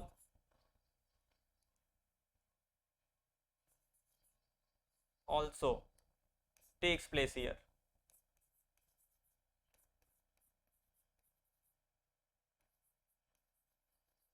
ठीक है। जो फाइनल मैच्योरिटी होती है स्पर्म की, ठीक है, जो फाइनल मैच्योरेशन होता है स्पर्म का वो कहां पर होता है, एपिडाइडमिस में। इसके अलावा जो स्पर्म है यहां पर उसके अंदर क्या आती है, मोबिलिटी आती है, मतलब जो स्पर्म है वो जो मूव करता है, ठीक है, वो जो मोबिलिटी आई इसके अंदर वो कहां पर आती है, एपिडाइडमिस में आती है। कहां पर आती है, एपिडाइडमिस में। इतनी बात समझ में आई। चलो, तो सबसे पहले कौन सा एसेसरी डक्ट, पहली कौन सी, रेटिटेस्टिस, इसके बाद वासा इफ्रेंसिया, फिर एपिडाइडमिस, फिर उसके बाद वॉस डिफरेंस, ठीक है। अगर हम बात करें यहां पर स्पर्म का फॉर्मेशन कहां पर हुआ था, सेमनीफेरस ट्यूब्यूल के अंदर, है ना। जो सेमनीफेरस ट्यूब्यूल्स होती हैं वो जाकर ओपन होती हैं किसमें, रेटिटेस्टिस में। किसमें ओपन होती हैं, रेटिटेस्टिस में, ठीक है। और जो रेटिटेस्टिस है वो आगे जाकर ओपन होता है वासा इफ्रेंसिया में। वासा इफ्रेंसिया ओपन होता है कहां पर, एपिडाइडमिस में। इसके बाद जो एपिडाइडमिस है ये ओपन होता है वॉस डिफरेंस में, ठीक है। और वॉस डिफरेंस की डक्ट, इसके अलावा दूसरा, ठीक है, duct from duct from seminal vesicle, was difference की डक्ट, इसके अलावा सेमाइनल वेसाइकल की डक्ट फ्रॉम सेमाइनल वेसाइकल, ठीक है। वॉस डिफरेंस की डक्ट और सेमाइनल वेसाइकल की डक्ट जब मिलती हैं तो फॉर्म होता है वहां पर एक कॉमन डक्ट बनती है जिसको बोलते हैं इजैकुलेटरी डक्ट। कौन सी डक्ट, इजैकुलेटरी डक्ट। और जो इजैकुलेटरी डक्ट होता है ये ओपन होता है किसमें, यूरेथ्रा में। किसमें जाकर ओपन होता है, यूरेथ्रा में, ठीक है, ओपन इनटू, ठीक है। तो देखना जो सेमनीफेरस ट्यूब्यूल है, सेमनीफेरस ट्यूब्यूल ज्वाइन होती है और ओपन किसमें होती है, रेटिटेस्टिस में। जो रेटिटेस्टिस है वो किसमें ओपन होती है, वासा इफ्रेंसिया, और वासा इफ्रेंसिया ओपन होती है एपिडाइडमिस में, ठीक है। अब किस साइड ओपन होती है, तो याद रखना टेस्टिस का जो पोस्टीरियर साइड होता है, कौन सा साइड होता है, पोस्टीरियर। एंटीरियर का मतलब आगे, पोस्टीरियर का मतलब पीछे, ठीक है। तो जो एपिडाइडमिस है ये किधर की तरफ होती है, पीछे की तरफ होती है। किधर की तरफ होती है, पीछे की तरफ, ठीक है, मतलब कहां पे, पोस्टीरियर साइड में, ठीक है। तो ये वास डिफरेंस है, ठीक है, सॉरी वासा डिफरेंस जो है ये टेस्टिस के पोस्टीरियर साइड में ओपन होती हैं टॉप पर, ठीक है। और वो क्या फॉर्म करती हैं, एपिडाइडमिस। क्या फॉर्म करती हैं, एपिडाइडमिस। जो एपिडाइडमिस है ये ओपन होता है किसमें, वॉस डिफरेंस में। और वॉस डिफरेंस की डक्ट और सेमाइनल वेसाइकल की डक्ट मिल करके एक कॉमन डक्ट फॉर्म करती हैं जिसको बोलते हैं इजैकुलेटरी डक्ट। क्या बोलते हैं, इजैकुलेटरी डक्ट। और इजैकुलेटरी डक्ट जाकर ओपन होता है किसमें, यूरेथ्रा में। किसमें ओपन होता है, यूरेथ्रा में। एक चीज याद रखना, वॉस डिफरेंस डायरेक्ट यूरेथ्रा में ओपन नहीं होता है। वॉस डिफरेंस डायरेक्ट यूरेथ्रा में ओपन नहीं होता है। वॉस डिफरेंस की डक्ट और सेमाइनल वेसाइकल की डक्ट ये मिलकर के एक कॉमन डक्ट फॉर्म करते हैं जिसको बोलते हैं इजैकुलेटरी डक्ट। ये जाके ओपन होगा आप किसमें, यूरेथ्रा में। किसमें ओपन होगा, यूरेथ्रा में। इतनी बात समझ में आई, पक्का। ये हो गया हमारा किसके बारे में, एसेसरी डक्ट के बारे में। किसके बारे में, एसेसरी डक्ट। इतना समझ में आ गया होगा। एक चीज और यहां पे देखना, एनसीईआरटी में बोला गया है, देखो जरा यहां पे अगर देखो तो जैसे यहां पे ये क्या हो गया, यहां पे ये हो गया आपका रेटिटेस्टिस, इसके बाद यहां पर वासा इफ्रेंसिया, इसके बाद अगर देखो तो ये वाला जो पार्ट है, ये वाला पार्ट, ठीक है, ये है एपिडाइडमिस। अब ये टेस्टिस का ये आगे वाला साइड होता है, ये पीछे वाला साइड होता है, पोस्टीरियर साइड में। कहां पर ओपन होता है, टॉप से कहां तक जाता है, बॉटम की तरफ जाता है, ठीक है। अब यहां पर एनसीईआरटी में बोला गया है कि जो एपिडाइडमिस होता है ये ओपन होता है नेक्स्ट वॉस डिफरेंस में। किसमें ओपन होता है, वॉस डिफरेंस में। अब जो वॉस डिफरेंस है ये जाता है एब्डोमेन में। कहां पर जाता है, एब्डोमेन में। और एब्डोमेन में जाना मतलब एसेंड होता है। क्या होता है, एसेंड। एसेंड का मतलब ऊपर जाना, डिसेंड का मतलब होता है नीचे आना, ठीक है। तो बोला गया एनसीईआरटी में कि जो वॉस डिफरेंस है ये एसेंड होता है, कहां पर, एब्डोमेन में एसेंड होता है। और ब्लैडर के अराउंड, किसके अराउंड, ब्लैडर के अराउंड फॉर्म करता है एक लूप। क्या फॉर्म करता है, एक लूप फॉर्म करता है। उसके बाद सेमाइनल वेसाइकल की डक्ट और इसकी डक्ट मिल करके क्या फॉर्म करती हैं, इजैकुलेटरी डक्ट। इतनी बात समझ में आई। तो एपिडाइडमिस ओपन किस में हुआ, वॉस डिफरेंस में। वॉस डिफरेंस कहां पर जाएगा, एब्डोमेन में जाएगा। कहां पर जाएगा, एब्डोमेन में जाएगा और लूप फॉर्म करेगा किसके अराउंड, यूरिनरी ब्लैडर के अराउंड। ठीक है, तो यूरिनरी ब्लैडर के अराउंड लूप फॉर्म करके उसके बाद सेमाइनल वेसाइकल की डक्ट के साथ मिल करके यूनाइट करके एक कॉमन डक्ट फॉर्म करेंगी जिसको इजैकुलेटरी डक्ट बोलते हैं। और वो आगे जाकर ओपन होती है किसमें, यूरेथ्रा में। किसमें ओपन होती है, यूरेथ्रा में। इतना समझ में आ गया होगा। जैसे यार यहां पे देखना, मान लो ये टेस्टिस है, ठीक है, ये आगे वाला पोर्शन है एंटीरियर,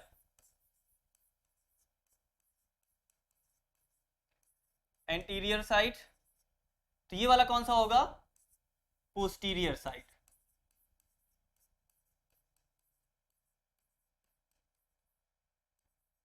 ठीक है, यहां पर जो एपिडाइडमिस होता है वो किस साइड होता है, पोस्टीरियर साइड होता है। ठीक है, यहां पर, और ये टेस्टिस के बाहर होगा, याद रखना ऐसे।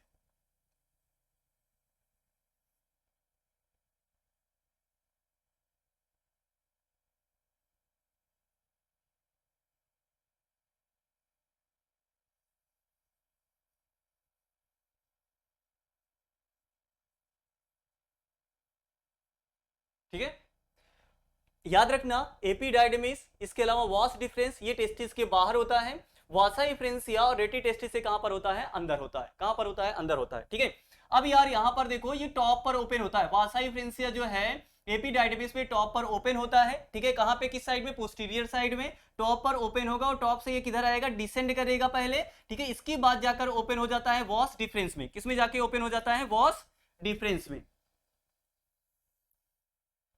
अब ये क्या होती है, वॉस डिफरेंस।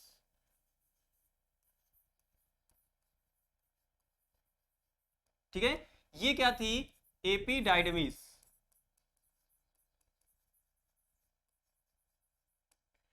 ठीक है, अब ये जो वास डिफरेंस है ये क्या करेंगी, असेंड करेंगी। क्या करेंगी, असेंड करेंगी। मतलब अब ये ऊपर की तरफ जाएंगी। कहां पर जाएंगी, एब्डोमेन में जाएंगी। अब एब्डोमेन में कैसे जाती हैं, तो वहां पे होती है कैनाल। क्या होती है, कैनाल, जिसको बोलते हैं इंग्विनल कैनाल। एनसीईआरटी में दिया नहीं गया लेकिन याद रख लेना। ठीक है, जो वॉस डिफरेंस है ये कैनाल के थ्रू जाता है। उस कैनाल का नाम क्या होता है, इंग्विनल कैनाल। और कहां पर जाएगा ये, एब्डोमेन में। ठीक है, तो ये ascend ascend into abdomen, abdomen, abdomen through inguinal canal,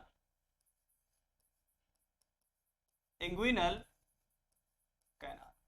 ठीक है, एक चीज और, वो भी एनसीईआरटी में नहीं दिया गया है। जैसे जो वॉस डिफरेंस है,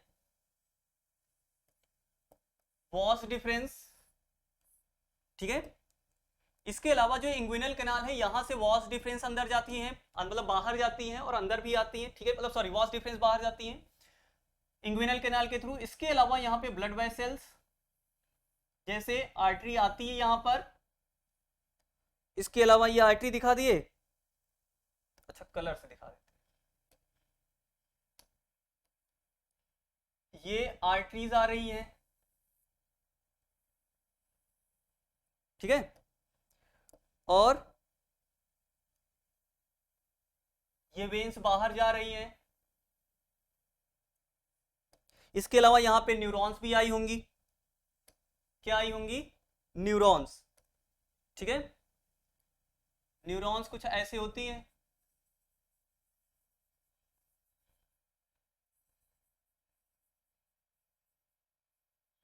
ठीक है, मोटर न्यूरॉन आ रही, मतलब सेंसरी क्या बोलते हैं, मोटर न्यूरॉन आ रही है, सेंसरी न्यूरॉन बाहर जा रही है। ठीक है, पढ़े होगे ना, न्यूरॉन्स जो मैसेज लेकर आती हैं, मतलब मैसेज जो लेकर जाती हैं वो सेंसरी न्यूरॉन होती है, जो लेकर आती है वो मोटर न्यूरॉन्स होती हैं। तो भैया न्यूरॉन्स का सप्लाई तो यहाँ पर भी होगा, क्योंकि यहां से भी क्या होता है, रिस्पांस आता है। क्या आता है, रिस्पांस आता है, ये भी तो सेंस करते हैं। ठीक है, इसका मतलब न्यूरॉन्स यहां पर भी आई होंगी। मतलब न्यूरॉन्स आई कहां से होंगी, ठीक है, तो ये भी कहां से आती हैं, इंग्विनल कैनाल से। कहां से आती हैं, इंग्विनल कैनाल से। ठीक है, देखना तो यहां पर होता क्या है,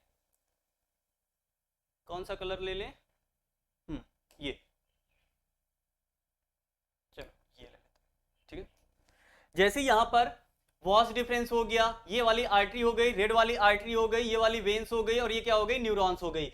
ये सारी मिल करके फॉर्म करती हैं स्पर्मेटिक कॉर्ड। क्या फॉर्म करती हैं, स्पर्मेटिक कॉर्ड, ऐसे। ठीक है, ये होता क्या है, स्पर्मेटिक कॉर्ड।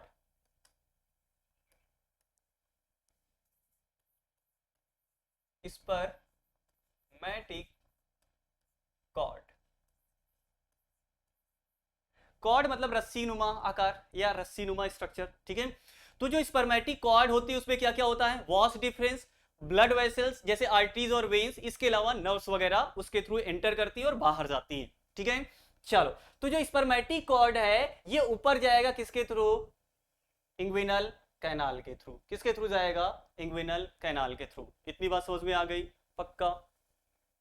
चलो देखो जरा, तो स्पर्मेटिक कॉर्ड में क्या क्या वॉस डिफरेंस जैसे हो गया, आर्टरीज हो गई, वेन्स हो गई, इसके अलावा न्यूरॉन्स हो गई, इसके अलावा और कुछ भी स्ट्रक्चर होते हैं, ये सारे स्ट्रक्चर मिल करके क्या फॉर्म करते हैं, स्पर्मेटिक कॉर्ड। और इसकी एंट्री एग्जिस्ट कहां से होती है, इंग्विनल कैनाल से होती है। कहां से होती है, इंग्विनल कैनाल से। ठीक है, चलो इतनी बात समझ में आई।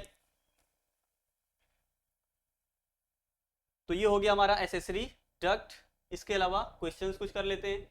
ठीक है, पहला है क्या, correct sequence of accessory duct in human mails is. ठीक है, तो करेक्ट सीक्वेंस क्या होता है भैया, रेटी टेस्टिस था, वासा इफ्रेंसिया, देन एपिडाइडमिस, देन इसके बाद वास डिफरेंस। ठीक है, तो देख लो भाई, रेटी टेस्टिस, एपिडाइडमिस, वासा इफ्रेंसिया, वास डिफरेंस, ये होगा नहीं। वास डिफरेंस, वासा इफ्रेंसिया पहले होता नहीं, रेटी testis, vasa efferentia, epididymis, vas deferens, ये करेक्ट होगा। ठीक है, सी ऑप्शन क्या है, करेक्ट है। ठीक है, नेक्स्ट क्या, इजैकुलेटरी डक्ट फॉर्म्ड बाई। जो इजैकुलेटरी डक्ट है वो कैसे बनता है, हमने क्या बताया था, वास डिफरेंस और सेमाइनल वेसाइकल की जो ट्यूब होती है वो मिल करके कॉमन ट्यूब फॉर्म करती है, कॉमन डक्ट फॉर्म करती है, जिसको इजैकुलेटरी डक्ट बोलते हैं। तो देखना यहाँ पे पहला ऑप्शन क्या है, vas deferens along with the duct form, along with the duct from seminal vesicle। ठीक है, यही करेक्ट है। वॉस डिफरेंस और किसकी डक्ट, सेमाइनल वेसाइकल की डक्ट मिल करके क्या फॉर्म करती हैं, इजैकुलेटरी डक्ट। चलो नेक्स्ट, नेक्स्ट क्या है, एसेसरी ग्लैंड। ठीक है, नेक्स्ट बात करते हैं एसेसरी ग्लैंड। एसेसरी ग्लैंड हमें 3 पढ़ना है। मेल में 3 एसेसरी ग्लैंड होती हैं, अभी पीछे पढ़ के आए हैं। पहला कौन सा, सेमाइनल वेसाइकल, दूसरा कौन सा, प्रोस्टेट ग्लैंड, तीसरा कौन सा, बल्बो यूरेथ्रल ग्लैंड। ठीक है, इन्हीं को बोला जाता है कॉपर्स ग्लैंड। ठीक है, तो कौन कौन सी एसेसरी ग्लैंड होती हैं, सेमाइनल वेसाइकल, प्रोस्टेट ग्लैंड और बल्बो यूरेथ्रल ग्लैंड। ठीक है, अब बात कर लेते हैं यहां पर, जो सेमाइनल वेसाइकल होती है पेयर्ड होती है। कैसी होती है, पेयर्ड। ठीक है, मतलब पेयर कहने का मतलब कितने होते हैं, 2 होते हैं। प्रोस्टेट ग्लैंड अनपेयर्ड होती है। ठीक है, फिर इसके अलावा बल्बो यूरेथ्रल ग्लैंड ये पेयर्ड होती है। कैसी होती हैं, पेयर्ड। ठीक है, और जो यहां पर एसेसरी ग्लैंड्स होती हैं इनका जो सिक्रीशन होता है, सिक्रीशन, एसेसरी ग्लैंड की जो सिक्रीशंस होते हैं ये क्या कहलाते हैं, सेमाइनल प्लाज्मा, सेमाइनल प्लाज्मा, ठीक है। तो जो एसेसरी ग्लैंड है, एसेसरी ग्लैंड जो भी केमिकल सिक्रीट करती हैं वो पूरे केमिकल्स मिल करके क्या बनाते हैं, सेमाइनल प्लाज्मा, या उन्हीं को क्या बोलते हैं, सेमाइनल प्लाज्मा, ठीक है। हम एनसीईआरटी के अकॉर्डिंग देखेंगे कि सेमाइनल प्लाज्मा में क्या क्या होता है। वैसे सेमाइनल प्लाज्मा में बहुत सारी चीजें पाई जाती हैं, कई सारी एंजाइम्स पाई जाती हैं, लेकिन वो सारी एंजाइम्स हमें पढ़ना नहीं है। जैसे हायालुरोनिडेज होती हैं, प्रोस्टाग्लैंडिन्स वगैरह होती हैं, ठीक है। इसके अलावा प्रोटीएज होती हैं, एमिलेज वगैरह होती हैं, वो सारी एंजाइम पाई जाती हैं किसके अंदर, सेमाइनल प्लाज्मा के अंदर, लेकिन वो सारी एंजाइम हमें नहीं पढ़ना है, ठीक है। बस ये पढ़ना है कि इसमें क्या क्या पाया जाता है, तो बस देख लेंगे क्या क्या होता है, ये देखना अकॉर्डिंग टू एनसीईआरटी, ठीक है। जो सेमाइनल प्लाज्मा होगा, सेमाइनल प्लाज्मा कंसिस्ट, पहला फ्रक्टोज, फ्रक्टोज, ठीक है। फ्रक्टोज क्या होती है, शुगर होती है, दिखाई दे रहा है ना, पहला फ्रक्टोज, ठीक है। दूसरा कैल्शियम आयन, कैल्शियम आयन, और तीसरा सर्टेन एंजाइम्स, ऐसे ही याद रखना है, सर्टेन एंजाइम्स। एंजाइम्स के नाम याद रखना है क्या, नहीं, अगर जिनको शौक हो वो याद कर सकते हैं, हायालुरोनिडेज, ठीक है। इसके अलावा होती है प्रोस्टाग्लैंडिन्स, प्रोटीएज होती है, एमिलेज होती है, ये कुछ एंजाइम्स होती हैं जो पाई जाती हैं किसमें, सेमाइनल प्लाज्मा में, लेकिन ये पूछा नहीं जाएगा। इसके पहले जैसे मेडिकल वगैरह में, नीट में जैसे आ चुका है कि seminal plasma is rich in, ठीक है, तो वहां पे फ्रक्टोज और कैल्शियम शायद था, ठीक है। इसके अलावा तीन से चार बार आ चुका है जहां तक, ठीक है।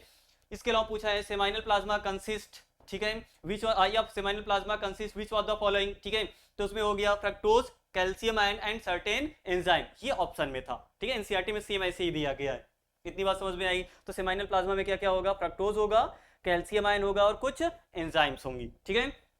तो एसेसरी ग्लैंड कौन सी, सेमाइनल वेसिकल, ये पेयर्ड होती हैं। प्रोस्टेट ग्लैंड अनपेयर्ड होती हैं। बल्बोइरेथ्रल ग्लैंड कैसी होती हैं, पेयर्ड होती है, इन्हीं को बोला जाता है कॉपर्स ग्लैंड। इन ग्लैंड्स का जो सिक्रीशन होता है वो कहलाता है सेमाइनल प्लाज्मा, इसमें फ्रक्टोज होता है, कैल्शियम आयन होता है, कुछ एंजाइम्स होती हैं, ठीक है। जिनको शौक हो वो और भी आगे याद रख सकते हैं, ठीक है, वैसे पूछा ये सब नहीं जाएगा, ठीक है। जैसे जो सेमाइनल प्लाज्मा है, मतलब सेमाइनल वेसिकल होता है, सेमाइनल प्लाज्मा का ये 60% के आसपास, ठीक है, या बोलो जो सीमेन होता है, ठीक है, सीमेन का 60% के आसपास कंटेंट किसका होता है, सेमाइनल वेसिकल का।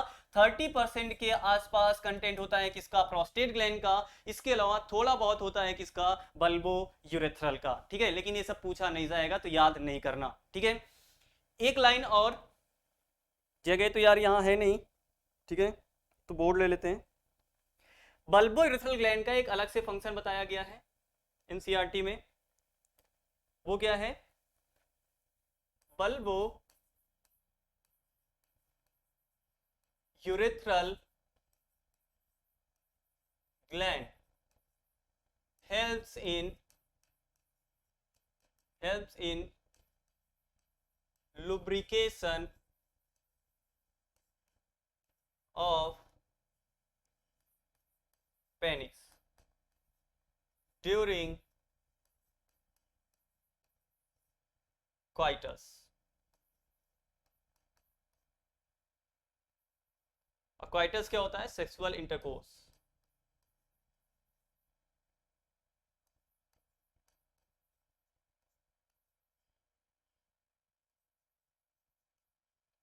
ठीक है। तो पेनिस के लुब्रिकेशन में कौन सी ग्लैंड हेल्प करती है, बल्बो यूरेथ्रल ग्लैंड, ठीक है। चल इतना हो गया एसेसरी ग्लैंड, ठीक है। और कुछ क्वेश्चंस हैं। पहला क्या है, the secretion of male sex accessory gland constitute, ठीक है, क्या फॉर्म करती हैं, तो सेमाइनल प्लाज्मा, क्या फॉर्म करती हैं, सेमाइनल प्लाज्मा, ठीक है। और seminal plasma plus sperm, seminal plasma plus sperm, ये दोनों मिलकर के फॉर्म करते हैं क्या, सीमेन, क्या फॉर्म करते हैं, सीमेन फॉर्म करते हैं, ठीक है।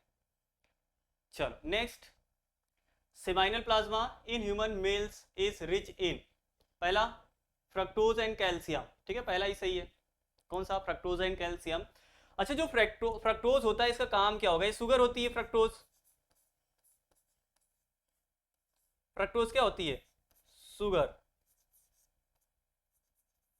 और एक चीज याद रखना, ह्यूमन बॉडी में फ्रक्टोज केवल स्पर्म में पाई जाती है और कहीं नहीं पाई जाती है, ठीक है? या बोलो केवल सीमेन में पाई जाती है, सेमाइनल प्लाज्मा में पाई जाती है। इसके अलावा जो फ्रक्टोज है ये कहीं और बॉडी में फॉर्म नहीं होता है, याद रखना, ठीक है? फ्रक्टोज लिख लेना यार, only present in seminal plasma.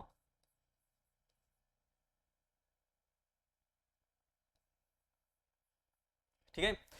और आपको पता है, वैसे तो एनसीईआरटी में है नहीं, जो फ्रक्टोज होता है इसी की टेस्टिंग होती है जो रेप के केसेस होते हैं।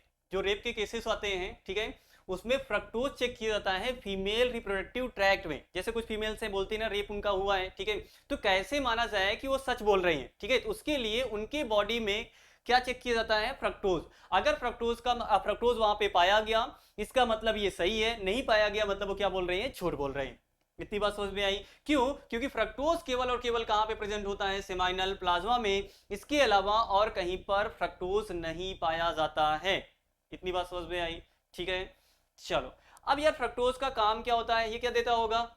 शुगर है तो नरिशमेंट देता है, गिव्स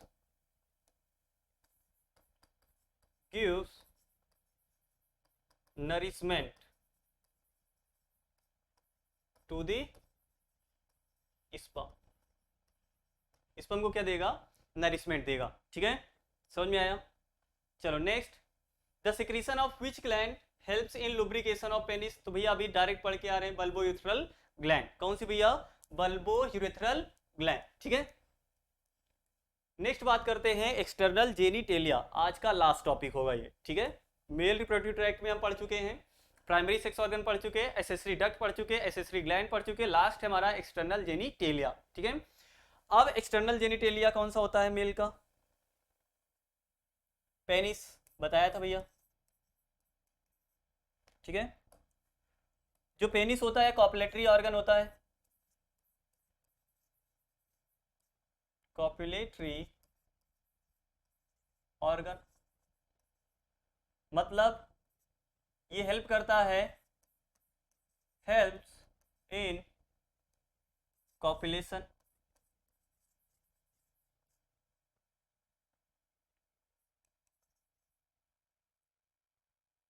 ठीक है, और कॉपुलेशन के दौरान ही क्या होता है? इंसेमिनेशन होगा, insemination.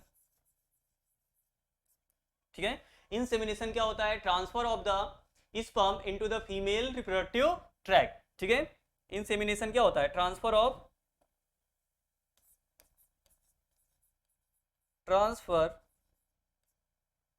Of sperm into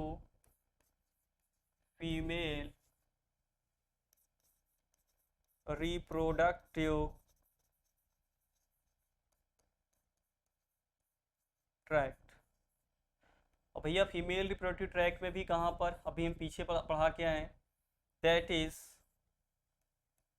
in vagina. ठीक है, यही क्या होता है? इंसेमिनेशन। ठीक है, इसके अलावा यार जो पेनिस होता है इसमें इरेक्टाइल टिश्यू होते हैं, कंसिस्ट या ये मस्कुलर होता है, हाईली मस्कुलर बोल सकते हैं, हाईली मस्कुलर ऑर्गन। इसके अलावा कॉन्टेन्स इरेक्टाइल टिश्यू, इरेक्टाइल। ठीक है, जो पेनिस होता है, पेनिस में इरेक्टाइल टिश्यूज प्रेजेंट होते हैं जो इरेक्शन में क्या करते हैं? हेल्प करते हैं। क्या हेल्प, किसमें हेल्प करते हैं? इरेक्शन में। ठीक है, जो पेनिस है कॉपलेटरी ऑर्गन होता है, कॉपलेशन में हेल्प करेगा, जिसके कारण क्या होगा, इंसेमिनेशन होगा, ठीक है। इसके अलावा क्या होता है, हाईली मस्कुलर ऑर्गन है, ठीक है, मतलब किसका बना होता है, मसल्स का, ठीक है। इसके अलावा यहाँ पे क्या होते हैं, इरेक्टाइल टिश्यू होते हैं। दो प्रकार के इरेक्टाइल टिश्यू पाए जाते हैं, दो होते हैं डॉर्सल, मतलब दो प्रकार के होते हैं, और होते तीन है, ठीक है। दो प्रकार के इरेक्टाइल टिश्यू इसके अंदर होते हैं। पहले बात कर लेते हैं हाईली मस्कुलर ऑर्गन, है ना, इरेक्टाइल टिश्यू, तो कहां पर लिख दें,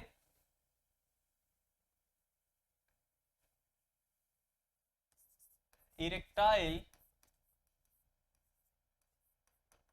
टिश्यू ऑफ पेनिस, ठीक है। कितने प्रकार के इरेक्टाइल टिश्यू प्रेजेंट होते हैं पेनिस में, दो, ठीक है। पहला होता है कॉर्पोरा कैवर्नोसा, कॉर्पोरा कैवर्नोसा। दूसरा होता है कॉर्पोरा स्पॉन्जियोसम, कॉर्पोरा स्पॉन्जियोसम, ठीक है। वैसे ये एनसीईआरटी में दिया नहीं गया, ठीक है। सीबीएसई के बोर्ड एग्जाम में आने के परसेंटेज 99.99 नहीं है, नहीं है, ठीक है, मतलब ये आएगा नहीं, ठीक है। मतलब ऐसे मान लो, मैं तो कह रहा हूं लगभग 100% ये नहीं आएगा। हाँ, आईएससी बोर्ड वगैरह में आ सकता है, इसके अलावा नीट में भी हो सकता है कि पूछ लें, लेकिन उसमें भी पूछने के चांस बहुत कम होंगे। लेकिन देख लो, दो प्रकार के इरेक्टाइल टिश्यू, पहला कॉर्पोरा कैवर्नोसा, दूसरा कॉर्पोरा स्पॉन्जियोसम, ठीक है। ये डॉर्सल साइड होते हैं, प्रेजेंट ऑन डॉर्सल साइड,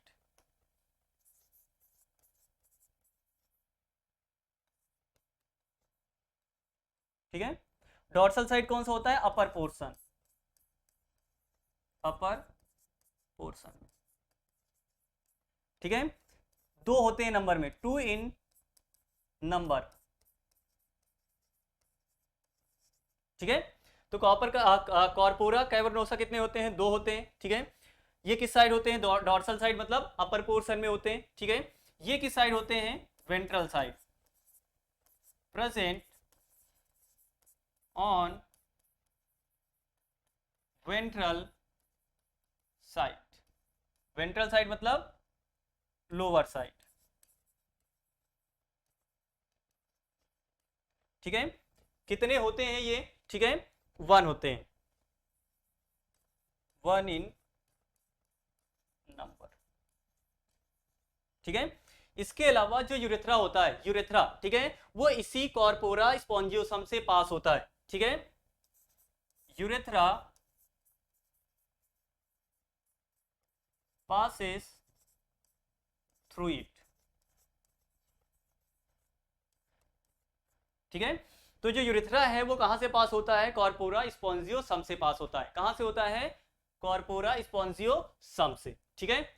चलो, तो इरेक्टाइल टिश्यू दो प्रकार के, कॉर्पोरा कैवर्नोसा, कॉर्पोरा स्पॉन्जियोसम, दो अपर में होते हैं। ये इसके नंबर कितने होते हैं, दो, ये एक होता है, ये डॉर्सल साइड, वो वेंट्रल साइड, ठीक है। इसके अलावा जो यूरेथ्रा होता है वो पास कहां से होता है, कॉर्पोरा स्पॉन्जियोसम से होता है, ठीक है। अगर याद रहे तो ठीक है, ना याद रहे तो कोई बात नहीं, पूछे जाने के चांसेस बहुत कम है। चलो आगे बात कर लेते हैं नेक्स्ट। ये जो पेनिस होता है, ठीक है, पेनिस का ये जो टिप होता है ये थोड़ा सा बल्ज होता है ना, पेनिस का जो टिप होता है थोड़ा सा बल्ज होता है, इसे बोला जाता है ग्लांस पेनिस। क्या बोला जाता है, ग्लांस पेनिस, ठीक है। तो जो पेनिस का टिप होगा जो थोड़ा सा क्या होता है, बल्ज होता है, मतलब थोड़ा सा फूला हुआ होता है, ठीक है, इसे क्या बोला जाता है, ग्लांस पेनिस। क्या बोलते हैं, ग्लांस पेनिस, ठीक है। अब इस ग्लांस पेनिस के ऊपर, ग्लांस पेनिस के ऊपर कुछ कॉन्ट्रेक्टाइल स्किन पाई जाती है, या स्किन के फोल्ड पाए जाते हैं, ऐसे ग्लांस पेनिस के ऊपर कॉन्ट्रेक्टाइल स्किन के क्या पाए जाते हैं, फोल्ड्स पाए जाते हैं, जिनको बोलते हैं फोर स्किन। क्या बोलते हैं, फोर स्किन,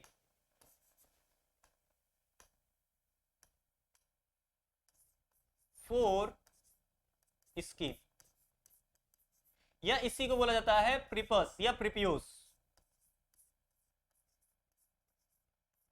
ठीक है, क्या बोला जाता है? प्रिपस या प्रिपियोस। ठीक है, तो ये होता क्या है? Fold of skin, fold of skin on glans penis. कोई पूछ लिया प्रिप्यूस क्या होता है, फोर स्किन क्या होती है, क्या बोलोगे? वो स्किन के फोल्ड्स होते हैं जो कहां पे प्रेजेंट होते हैं? ग्लांस पेनिस पे। ठीक है, उसे ही क्या बोला जाता है?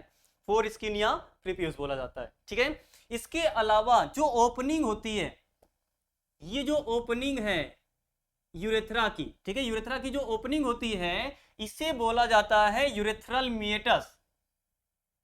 क्या बोला जाता है? Urethral meatus. Urethral meatus. ठीक है, तो यूरेथ्रल मिएटस क्या होता है? यूरेथ्रल मिएटस ये होता क्या है? ओपनिंग होती है किसकी? यूरेथ्रा की। Opening of urethra, urethra. ठीक है, इसी यूरेथ्रल मिएटस को एक नाम और दिया जाता है, ऑल्सो नोन एज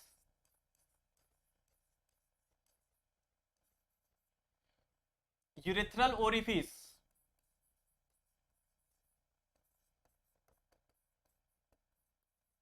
ठीक है, ये वाला नाम एनसीईआरटी में नहीं दिया गया है। एनसीईआरटी में केवल क्या बताया गया? Urethral meatus. ठीक है, लेकिन यूरेथ्रल मिएटस को ही क्या बोला जाता है? यूरेथ्रल ओरिफिस बोला जाता है। क्या बोला जाता है?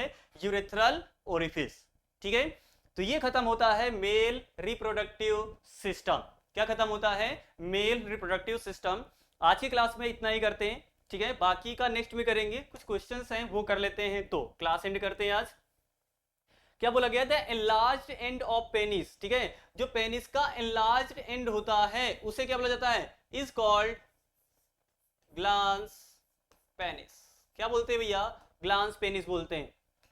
ये हो गया। ठीक है, और उसके ऊपर जो स्किन के फोल्ड पाए जाते हैं उसे प्रिप्यूस या फोर स्किन। तो नेक्स्ट है, glans penis is covered by a loose fold of skin. ठीक है, कॉल्ड फोर स्किन और प्रिप्यूस। ठीक है, तो ऑप्शन में प्रिप्यूस भी है, फोर स्किन है, बोथ ए एंड बी। ठीक, चलो इसके बाद नेक्स्ट है फीमेल रिप्रोडक्टिव सिस्टम, जो कि पढ़ेंगे हम नेक्स्ट क्लास में। Thank you.